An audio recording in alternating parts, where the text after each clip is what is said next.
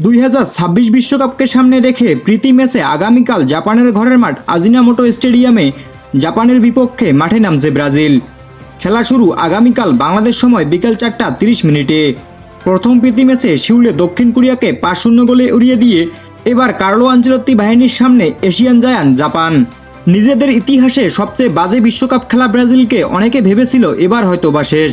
যারা মনে করেছিল 5 বারের বিশ্ব চ্যাম্পিয়ন ব্রাজিল হয়তোবা আর মাথা তুলে দাঁড়াতে পারবে না, তাদের জন্য 2026 বিশ্বকাপ প্রস্তুতি পর্বে দক্ষিণ কোরিয়ার বিপক্ষে সিউলে ছেলেচাওড়া করেছে গোল উৎসব। 2022 সালে শেষবার জাপানের বিপক্ষে খেলেছিল নেইমাররা। অতীত পরিসংখ্যানও কথা বলছে ব্রাজিলের দিকে।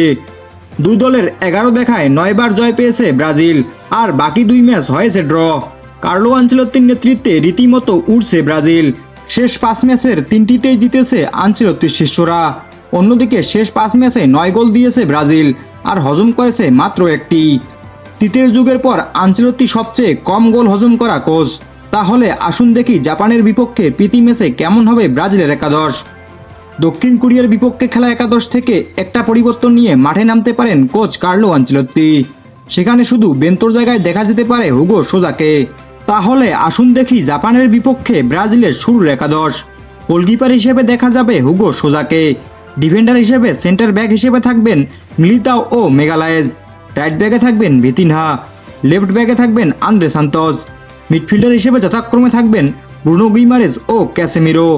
অ্যাটাকিং মিডফিল্ডার হিসেবে থাকবেন ম্যাথিউস কুনিয়া। রাইট উইংয়ে থাকবেন এস্তেভাও। লেফট উইংয়ে থাকবেন রদ্রিগো। আর নাম্বার 9 হিসেবে দেখা যাবে ভিনিসিয়াস জুনিয়রকে। তাহলে ব্রাজিল ও জাপানের ম্যাচের প্রেডিকশন জানিয়ে দিতে পারেন আমাদের লিমন খান খেলাবেলা।